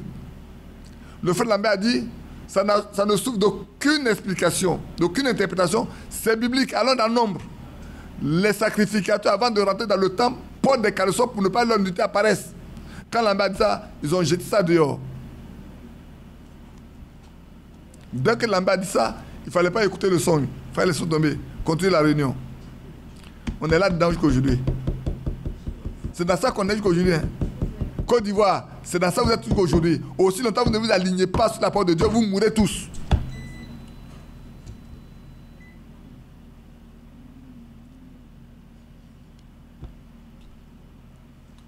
Donc, ce que Frère a écrit ici, là, je le répète. Aucun n'est digne de nommer un ancien dans une église. Comme il dit qu'il apôtre pour nommer un ancien.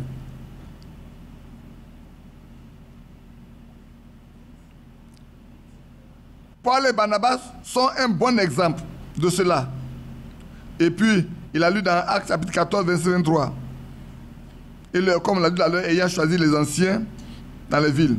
Et puis, il a donné également la situation de Tite. Tite 1, 5. Je te laisse en Crète et puis continue. Les évêques font aussi partie des anciens, car ils sont, comme plusieurs traditions le rendent, surveillants de l'église. Un évêque est un ancien ou président dans une assemblée locale. Et il fait partie des anciens. Un évêque fait partie des anciens. Il est un surveillant ou le président. C'est pour ça que j'ai fait lire dans Romains 12 pour dire que dans Romains 12, il y a quelqu'un qui préside. Au milieu des anciens, il y a toujours quelqu'un qui préside. Mais il n'est pas leur patron. Il ne prend pas la décision seul.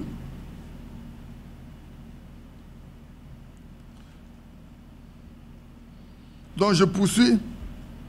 Tous les anciens. Paul attache une grande valeur à ce que ses compagnons d'œuvre tiennent au même enseignement qu'il avait reçu du Seigneur. Après que les anciens aient été établis par les apôtres qui ont fondé cette communauté, ils portent la responsabilité devant Dieu de continuer à donner cet enseignement sans erreur. En d'autres termes, l'apôtre Paul veille à ce que les anciens qui ont été établis là donnent le même enseignement que lui l'a donné. Parce que l'apôtre Paul dit, même quand un ange descendant du ciel, qu'il apportera quelque chose qui soit contraire à ce que nous avons dit, qu'il soit maudit. Et c'est pour ça que frère, je vais dire une chose qui est grave ici, bien aimé. Si au temps de Paul, il peut dire que quiconque prêche quelque chose qui est contraire à ce que lui l'a prêché, les autres ont prêché, il est maudit.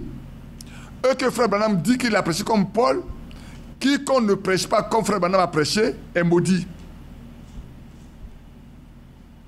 Mais bien sûr, mais c'est vrai. S'il a prêché comme Paul a prêché, et que quiconque prêche comme, ne prêche pas comme Paul est maudit, quiconque ne prêche pas comme frère Branham a prêché, comme frère Branham a prêché comme Paul, il va être maudit. Donc alignons-nous. Alignons-nous. Parce que c'est à lui que tu as donné le message de la fin des temps. Le message, c'est à lui que tu l'as donné. Et frère Franck ne dit pas le contraire. Le message, il a reçu de frère Branham pour le distribuer. Alors qu'est-ce qu'on a apporté de nouveau? Qui a quelque chose à apporter de nouveau? Personne n'a apporté quelque chose de nouveau. Personne n'a quelque chose à apporter de nouveau. Il dit bien, personne n'a quelque chose de nouveau à apporter.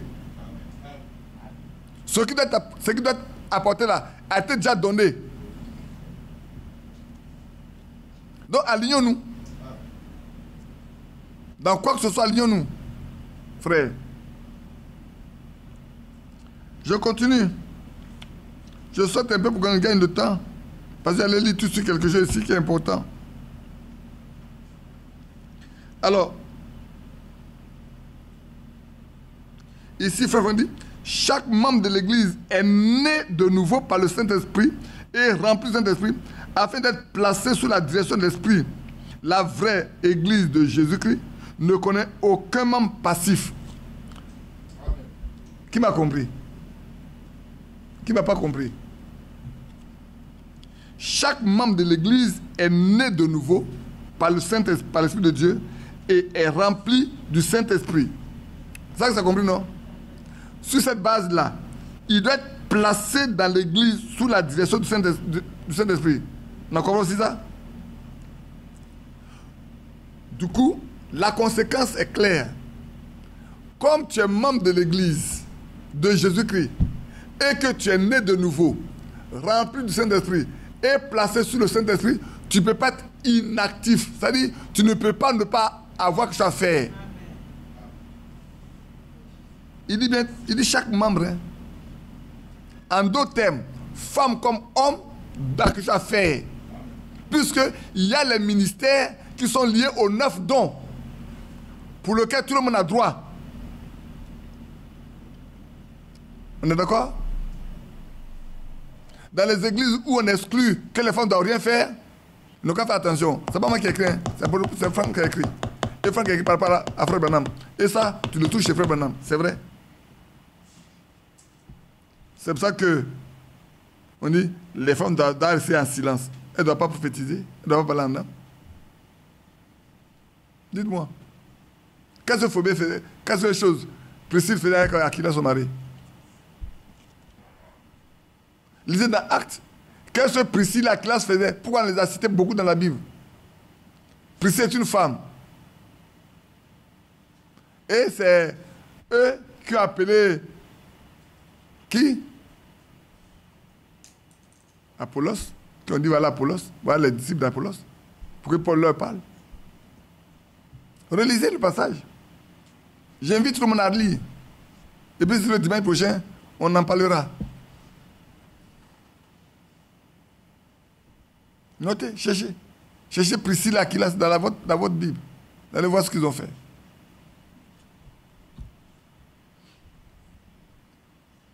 Soyez instruits, hein. Le temps vient d'être instruit.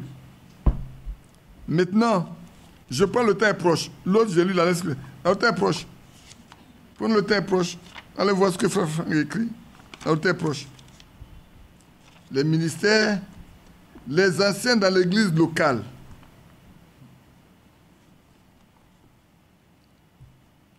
Frère, nos églises doivent être restaurées. Amen. Tout doit être rétabli selon la Bible. Si nous voulons aller dans l'enlèvement, on doit retourner à ce que les apôtres ont fait. Si on n'y est pas, on fait la religion pure.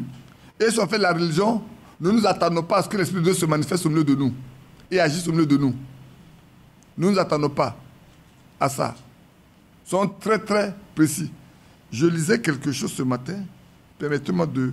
Attends, tout à l'heure, j'ai parlé des cheveux. Je vais vous donner une chose. Est-ce que ce n'est pas ici j'ai lu? Ça doit être ici quelque part. Permettez-moi. Permettez-moi.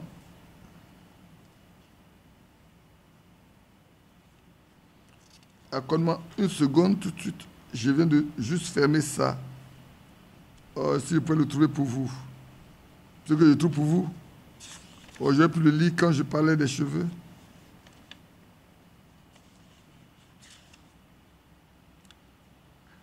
Voilà ça.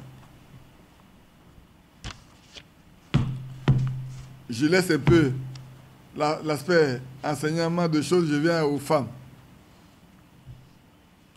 À la page 17 du temps est proche. Notez ça, comme vous avez chez vous, allez lire. Frère Branham a parlé avec beaucoup de force contre les femmes qui coupaient leurs cheveux. Pourtant, l'idée prévaut encore parmi les croyants. qu'il n'y a aucun mal à couper les extrémités des cheveux pour les arranger. Mais le temps est venu pour le peuple de Dieu de se libérer complètement des choses du monde. Ce n'est pas Frère Badi qui a écrit. Hein. Frère Badi a écrit ce que Frère Franck a écrit. Je le lis. Donc, vous qui soutenez encore que dans l'église là, les femmes, je ne dis pas les sœurs, parce que tout le monde n'est pas sœur. Les femmes peuvent faire ce qu'elles veulent. Frère Franck dit, mais le temps est venu pour le peuple de Dieu, pas pour n'importe qui. Là aussi, il faut mettre bien l'accent sur la chose. Pour seulement celui qui fait partie du peuple de Dieu, ou celle qui fait partie du peuple de Dieu, de se libérer complètement des choses du monde. Dernièrement, le Saint-Esprit s'est occupé des jeunes sœurs de notre assemblée locale. Au sujet de cela, dans la prophétie suivante. Écoutez, ainsi dit le Seigneur, mes filles, j'ai placé une gloire sur votre tête. Amen. C'est écrit dans quelle partie de la Bible? Hein? Dans 1 Corinthiens combien? 11. C'est ça que le jeune homme a lu devant le pasteur Assemblée de Dieu. Et puis sa femme est partie se défaire les mèches. J'ai placé une gloire sur votre tête. C'est pourquoi faites attention de ne pas retrancher une partie de cette gloire. Parce que je vous l'ai donnée. En d'autres termes, si je vous l'ai donnée, si je dois placer quelque chose dans ma tête, j'ai le droit de mettre quelque chose dessus. J'ai le droit d'accompagner ça de quelque chose. Autant je ne peux pas couper, autant je ne peux pas accompagner de quelque chose. C'est la gloire qui m'a donné quelque chose. C'est ça qui regarde. Toute autre chose que je mettrai dedans ne participe pas à ce que lui a donné.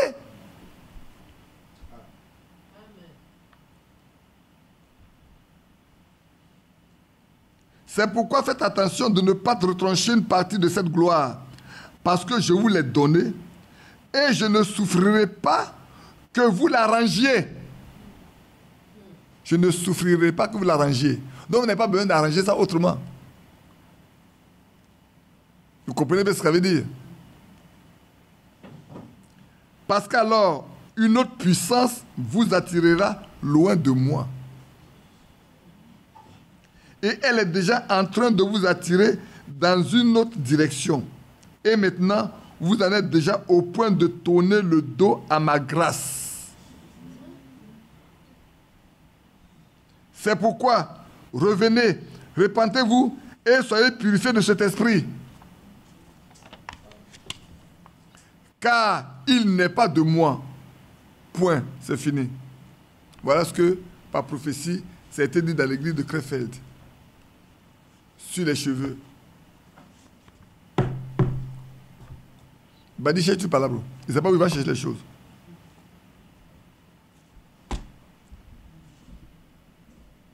Oui, maintenant je reviens. Je reviens à ma prédication de... C'est la restauration, non? Amen. On est en train de faire la restauration. Hein? Amen. Le rétablissement de l'ordre dans l'église, c'est ça. Hein? Le retour à la pratique des apôtres, là, c'est ça. Ici, ce n'est pas un homme qui a parlé dans l'église de Frère Franck, c'est l'Esprit de Dieu qui a parlé aux jeunes dames, aux jeunes filles qui se comportaient de la mauvaise façon. Il a dit, sortez de là. Parce que sinon, vous allez quitter ma grâce. Eh frère, purifiez-vous de cet esprit, car il n'est pas de moi. Et je vais relire ici, dit, je ne souffrirai pas que vous l'arrangiez, parce qu'alors, une autre puissance vous attirera loin de moi. Et elle est déjà en train de vous attirer dans une autre direction. Et maintenant, vous en êtes déjà au point de tourner le dos à ma grâce. Je vous ai fait grâce, vous êtes en train de vous tourner le dos à ma grâce. C'est pourquoi revenez, repentez-vous, et soyez purifiés de cet esprit, car il n'est pas de moi. Point. Ça ne souffre d'aucune interprétation, frère. Si quelqu'un veut suivre, il n'a qu'à suivre. Quelqu'un ne veut pas suivre, c'est son problème. Moi, je prêche ce que je connais. Et ce qui est dit ici, c'est en ordre avec 1 Corinthiens 11. Allons lire 1 Corinthiens 11.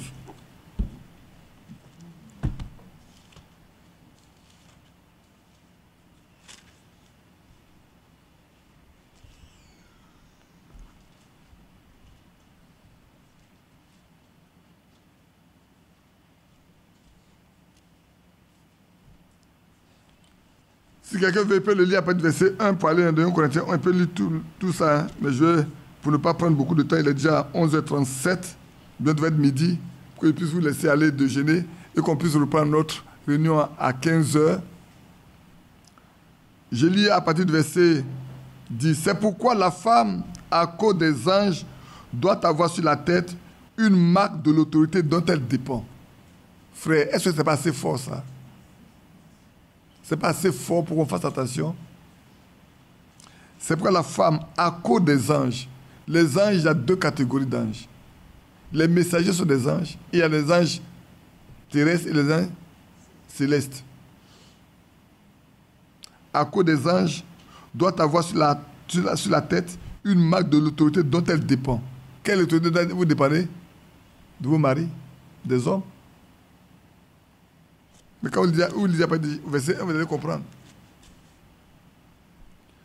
Le chef de la femme, c'est l'homme. Le chef de l'homme, c'est Christ. Le chef de Christ, c'est Dieu. Car de même que la femme a été tirée de l'homme, de même l'homme existe par la femme et tout vient de Dieu. Jugez-en vous-même. Est-il convenable qu'une femme prie Dieu sans être voilée?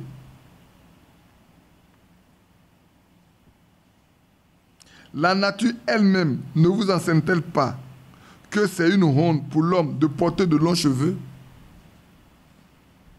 mais que c'est une gloire pour la femme d'en porter, parce que la chevelure lui a été donnée comme voile. Les mèches lui ont été données comme voile. Les perruques lui ont été données comme voile. Ah. Sœurs, revenez à la Bible. N'imitez pas le monde. N'imitez pas les religieuses. Soyez convertis. Le jour où vous faites l'expérience de la conversion, on ne discutera plus jamais de ça. Le baptême d'eau ne fait pas de vous des chrétiennes. Vous appartenez à une communauté religieuse, à une assemblée locale, c'est tout. Vous n'êtes pas encore dans le corps de Christ. Quand vous y serez, vous verrez qu'on n'a plus besoin de vous enseigner quoi que ce soit. L'Esprit même vous enseignera ce qu'il faut faire. Une femme qui craint Dieu va à genoux jusqu'à ce que Dieu lui dise ce qu'il doit faire. Ce n'est pas une soeur qui va dire à ma soeur, voilà comment tu dois te conduire. Non, non, non. Le monde a tellement gagné nos cœurs qu'on est obligé de crier chaque jour. Même quand on crie, ça ne change rien. Il y en a qui font l'expérience, il y en a qui ne font pas l'expérience. Même ceux qui font l'expérience plus tard, ils quittent. Je suis allé quelque part où quand j'ai fini de parler, il y a une dame qui a dit à son mari, qui est le responsable de l'église, Dieu a envoyé son serviteur pour nous parler, moi je ferai comme il a dit. Est-ce qu'elle a continué jusqu'à aujourd'hui? Je ne peux pas répondre. Mais chacun de nous répondra. Vous les prédicateurs de ce message, sachez une chose. Le temps est arrivé où chacun doit répondre de son enseignement. Si nous conduisons les hommes et les femmes vers le Seigneur, nous serons sauvés. Mais si nous conduisons les hommes vers nous ou vers des gens, vous verrez bien ce qui va se passer. Que Dieu nous aide. Amen. Alors, je reviens ici à l'établissement des anciens. Là, ça c'est un peu long. J'aimerais lire tout ce qui est écrit dans le terre proche de Frère Franck. Les Saintes Écritures nous enseignent sur les responsabilités et les devoirs des anciens dans les églises.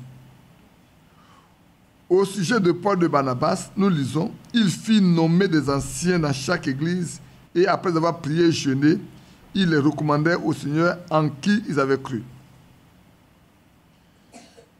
Et puis, il va parler également de Tite qu'il a laissé en Crète. Et voilà ce qu'il va dire. Dans les traductions plus anciennes, le mot évêque est employé, mais il a aussi le sens d'ancien ou de surveillant, selon la Bible. un évêque est un ancien responsable d'une assemblée locale. Une assemblée locale n'a pas nécessairement un seul ancien. Il a plusieurs anciens. Dans une assemblée locale, les anciens s'occupent des choses spirituelles, tandis que les diacres s'occupent du reste. Acte 6.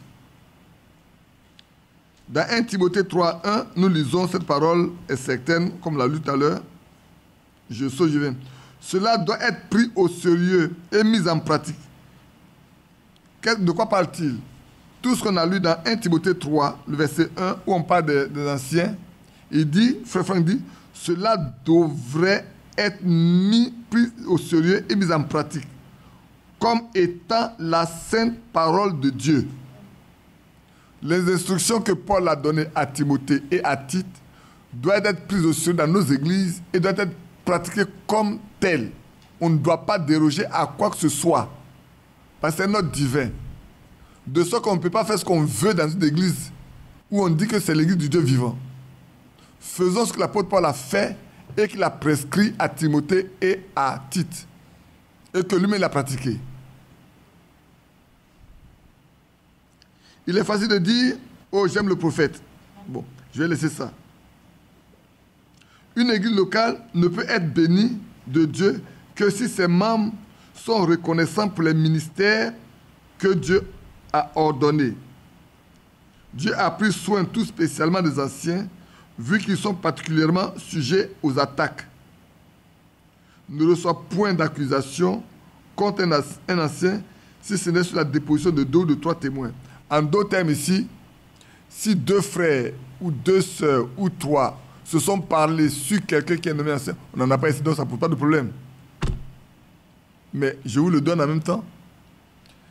Si 2 frères, 3 frères ou 4 frères ou 2 sœurs se sont parlé sur un même sujet concernant un ancien, il n'est pas recevable dans une assemblée.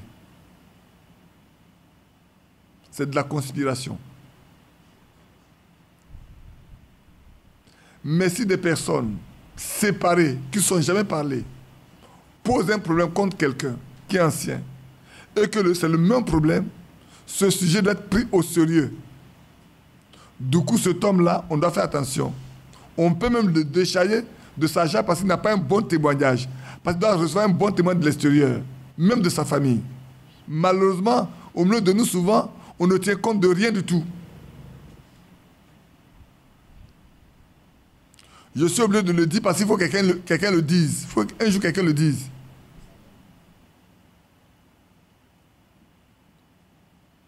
Et c'est ce que j'avais dit avant et qui a fait que certains anciens sont pris comme des gens qui sont intouchables. Alors que ce n'est pas vrai non plus. On n'est pas intouchable. S'il y a des témoignages vérifiés, avérés, apportés par 2 ou 3 personnes séparément et qui ne se sont jamais parlé, on doit en tenir compte.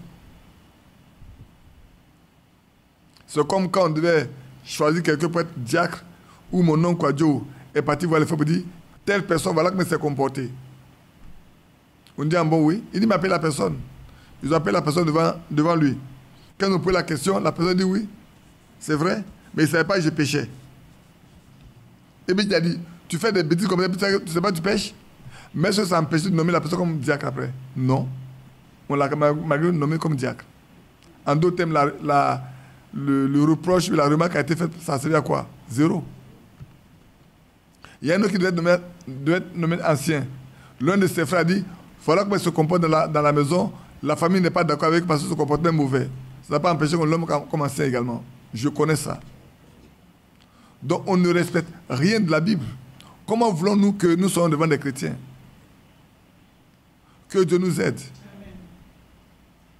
Quelqu'un dirait, ben pourquoi tu en parles maintenant? J'en ai toujours parlé, j'en parle toujours. Et j'en parle encore aujourd'hui parce que je suis en train de parler des 4 objectifs du message de la fin des temps. On arrive au temps où tout doit être rétabli comme au temps des apôtres. Et l'Église fait partie de ça. La marche de l'Église, la conduite dans l'Église, l'ordre de l'Église, frère, doit être pris au sérieux. Je poursuis. L'histoire doit être au sérieux et puis mise en pratique. Et puis continue. Je lis les parties. Paul exhorte son collaborateur en Christ. Ne néglige pas le don qui est en toi et qui t'a été donné par prophétie avec l'imposition des mains de l'Assemblée des anciens. Dans une assemblée locale, les anciens ont encore une responsabilité. Quelqu'un parmi vous est-il malade? C'est dans Jacques 5,14 qu'il appelle les anciens et que les anciens prient pour lui en l'oignant d'huile au nom du Seigneur. Ce n'est pas l'évangéliste qu'on appelle, ce n'est pas l'apôtre qu'on appelle, ce n'est pas le pasteur qu'on appelle, c'est les anciens qu'on doit appeler pour prier. Quand il y a une église des anciens. Sinon, il y a des gens à qui tu as fait un don, c'est différent. Souvent, aujourd'hui, nous avons le système où un seul homme prend tout en main. C'est pas moi qui ai écrit, hein. Moi, je dis que c'est frère qui a écrit. Il a voyagé partout, il a connu les églises. C'est lui qui vous a dit qu'il est parti quelque part où la femme du pasteur a déployé le pain, il a versé l'argent dedans, et puis il a attaché ça, il a mis ça sur son dos, elle est partie avec. Il y a des églises où on dit, la dîme c'est pour le pasteur, quand on doit faire des dépenses, on doit faire une offrande. Chacun on doit cotiser pour faire l'offrande, pour pouvoir faire ça. On n'a aucune trace dans la Bible. Pratiquons la Bible. Amen. On est tellement accro à de l'argent qu'on fabrique tout ce qui n'est pas biblique. Pourvu qu'on vive au-dessus, au détriment des autres.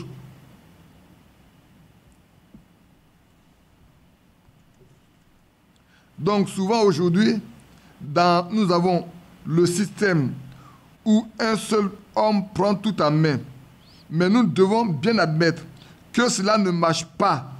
Si nous voulons bénéficier des vraies bénédictions de Dieu, du Dieu Tout-Puissant, et voir les promesses s'accomplir, nous devons agir conformément à la parole. Amen.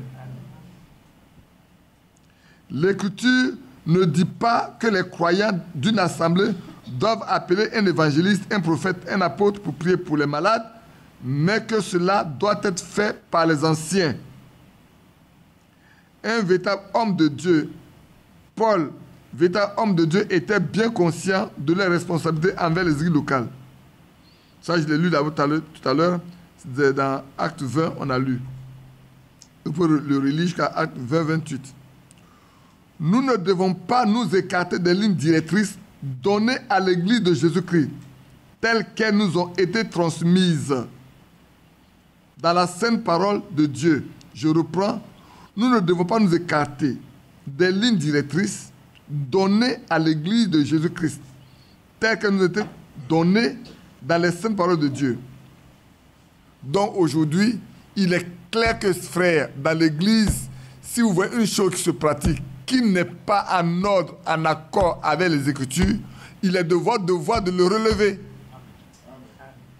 Vous ne dites pas Amen. Hein? Ça, vous devez bien dire Amen. Vous voulez que le Saint-Esprit travaille au milieu de nous, non? Si vous voulez que le Saint-Esprit travaille, le Saint-Esprit ne peut pas travailler là où il n'y a pas la parole de Dieu. Là où la parole de Dieu n'est pas appliquée, l'Esprit de Dieu ne peut pas travailler, frère. L'Esprit de Dieu qui parle là, il ne peut pas accepter le contraire de ce qu'il dit. Dans 1 Pierre, il est écrit que c'est poussé par le Saint-Esprit que les hommes ont parlé de la part de Dieu. N'est-ce pas? Les hommes ont parlé parce que par le Saint-Esprit envoyé du ciel. Donc, si l'Esprit de Dieu a parlé autrefois et ça a été écrit, pensez-vous que si nous faisons le contraire de ce que l'Esprit de Dieu a dit auparavant là, il sera encore avec nous? Non, il ne viendra pas. Voilà pourquoi nos églises souffrent. Voilà pourquoi nous souffrons. Voilà pourquoi nous marchons mal. Voilà pourquoi le Saint-Esprit ne vient pas au milieu de nous. Frères, sœurs, le temps est venu où nous devons tous être veillants. Ne soyons pas amorphes. Souvent, on a peur de parler. Si vous parlez qu'on ne vous écoute pas, sortez de là. Je ne sais pas pourquoi je vais vivre dans une église où les choses sont mauvaises, je parle, les gens n'écoutent pas, je vais rester dedans. Ou bien mon âme ne m'est pas chère. Je répète, si je suis dans une église où les choses qui sont faites là n'ont rien à voir avec la Bible, pourquoi je vais y rester? Si mon âme me coûte cher et que je sais que tout ce qui est contraire à la parole de Dieu, Dieu n'est pas dedans, mais je sors. Amen. Je sors. Pourquoi il doit sortir? Parce que Dieu n'est pas dedans. Là où la parole de Dieu est délaissée, Dieu ne vient pas.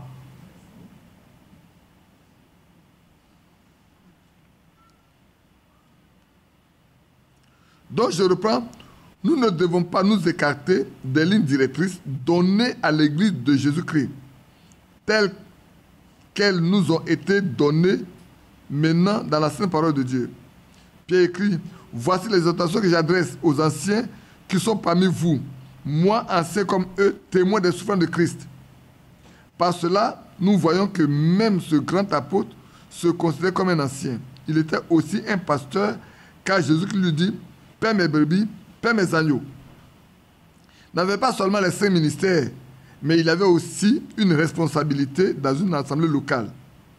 Tout ministre qui n'a pas été éprouvé dans une église locale ne pourra jamais être en bénédiction pour une autre assemblée. Un ancien doit rester dans une église locale. Mais celui qui détient l'un des 5 ministères, même un pasteur, n'est pas lié à une église locale. Amen. Voilà. Donc désormais, bien-aimés frères et sœurs, vous qui écoutez, c'est vrai, nous parlons des choses qui sont assez purement doctrinales, mais qui doivent nous édifier et qui doivent nous permettre de savoir que si ce n'est pas appliqué, nous ne nous attendons pas à la présence du Dieu vivant. Nous ne nous attendons pas à une manifestation du Saint-Esprit. Nous ne nous attendons pas à ce que le Saint-Esprit vienne au milieu de nous et qu'il puisse nous remplir. Frère, l'Esprit de Dieu ne peut venir que dans un cœur où la semence divine est plantée. Si ce n'est pas la semence divine qui est plantée dans nos cœurs, nous allons beau crier, beau jeûner, beau prier, beau pleurer, l'Esprit de Dieu ne viendra jamais. Jamais. C'est pour ça que nos églises paraissent comme des églises mortes. On va du matin au soir, on crie seulement. Il n'y a rien qui se passe. Il n'y a pas de vie. Il n'y a pas de manifestation de Dieu. Et nous mourons chaque jour. Et nous pleurons chaque jour. Et nous sommes chaque jour malades. Que Dieu nous soit d'un grand secours. Qui vienne à notre secours afin que les choses qui sont divines nous soient données par l'obéissance à la parole de Dieu. Amen. Vous savez, je lisais un peu Gédéon. Juste dans Gédéon, je disais, je suis toujours surpris de voir que le peuple disait, fais des bêtises. Dieu se retire, il souffre jusqu'à... Dieu, il pleure. Dieu vient les délivrer. Mais dès qu'ils sont délivrés, quelques temps après, ils retournent à leur habitude. Est-ce que nous voulons être comme eux? Qu'on crie, Dieu nous bénit, et puis après, on se retourne à ce qu'on est. Que Dieu ait pitié de nous. Vraiment que Dieu ait pitié de nous. Hein. Est-ce qu'on peut aborder la main de la bête? Il est déjà 11h55. Je ne vais pas vous perdre du temps. On va laisser ça l'après-midi. Parce qu'il y a beaucoup de choses à dire, beaucoup de choses à écrire, à lire.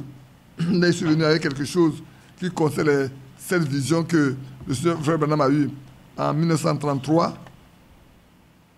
On en parlera cet après-midi par rapport à cette situation de la femme, la soi-disant femme qui doit gouverner les États-Unis d'Amérique. Je vais vous lire clairement ce qui s'est passé dans la vision que Frère Branham a eue. C'est pour ça que je le dis pour que les frères soient calmes. Qu'on ne se précipite pas pour sauter ici, pour sauter là, comme quand Joe Biden a laissé le pouvoir à sa vice-présidente pour quelques heures. On se permet de m'envoyer des messages depuis les États-Unis pour dire voilà ce que Frère Branham a dit. Et puis, 15 minutes après, on retire ça. On efface le message rapidement. Parce que quelqu'un sort de l'hôpital, il a repris ses pouvoirs. Les gens ne sont pas assez spirituels pour aller chercher à comprendre ce que Dieu a dit. On interprète tellement. Frère, ne faites pas de déduction de la Bible. Ne faites pas de déduction à partir de la Bible. Laissez les choses telles qu'elles sont écrites dedans et laissez-les s'accomplir. On ne peut pas accomplir ce que Dieu a dit. Dieu lui-même a accompli ce qu'il a dit. Que Dieu nous bénisse.